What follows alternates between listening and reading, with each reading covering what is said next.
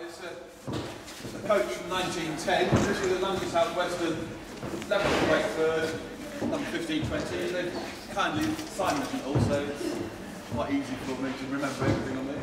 So it's 1910 built.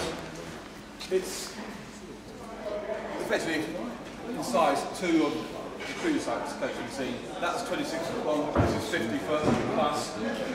Go to a vehicle this size, you have to have a steel underframe. That could have been built on a wooden one. This one you have to have steel, otherwise without any axles all the way on, the whole thing will just sag in the middle.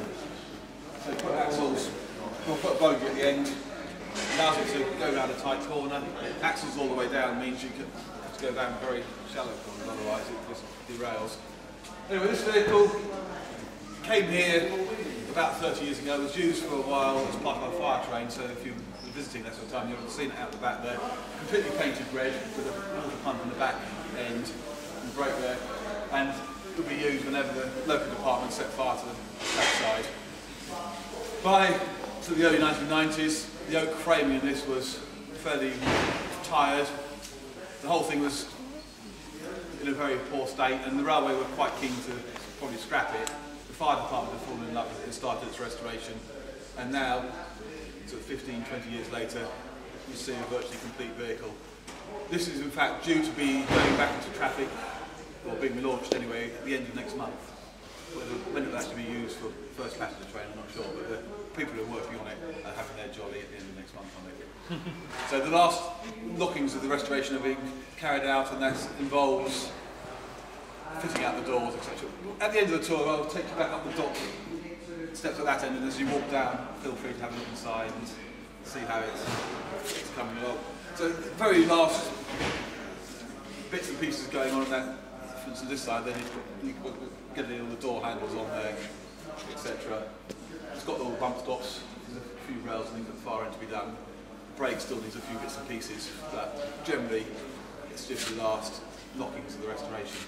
We'll come down a bit further. 4 coaches, 25% of the train, i.e. one whole coach is for luggage, and this would also be travelling with a separate luggage van as well, so you can see how much was being transported pre the First World War down to the West Country into Southampton. It was people were coming out from their townhouses to the country, and also going down there to get the liners across the Atlantic. So this one could quite possibly have been involved in taking passengers down for the Titanic, for instance. So it's Southwestern livery, which was used up until about the First World War, salmon and dark brown. After this they went to a sort of sage greeny colour, which then developed into the Southern Railway greens. Looks all very well, however, long term I don't know how easy it's going to be to keep it this colour.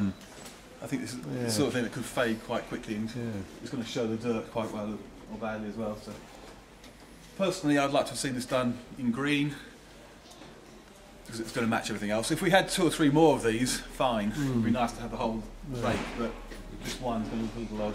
But as you go down, feel free to look inside the compartments. You can see they're virtually complete. They've got the seatings going in, just the last bits and pieces on the doors to be done. And there's a few more bits and pieces in the brake. But that is basically the tour. Feel free to ask any questions you have, and I'll see if we can answer them. We'd also describe these as a free tour. However, we do have a little donation box by the door as you go out, so if you want to make any donations, it will go towards the My Pet project coming up, which is going to be a Mansell restaurant car.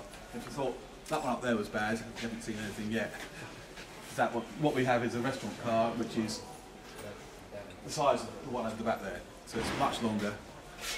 Hasn't got with a big hole in it. It's got a big hole in the side. It's got the bottom of build rail is even worse than that one up there because it's missing in places.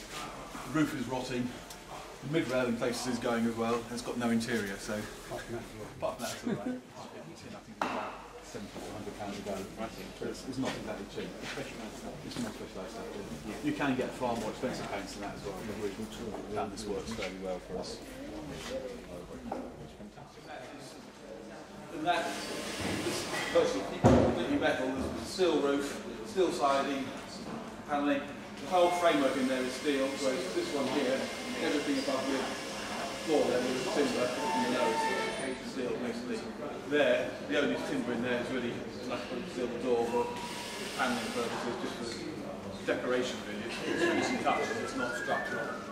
This vehicle has come in, it's a tourist second open, it seats 64 people in 2 saloons, but we're in the process of converting it. This northern end has been gutted.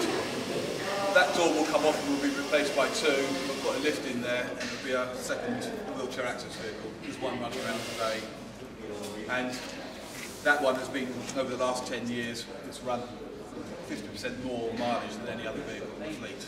So we didn't need a second one to guarantee that we have got wheelchair access when it turns up, and also just to give the other one a chance to have a bit of downtime.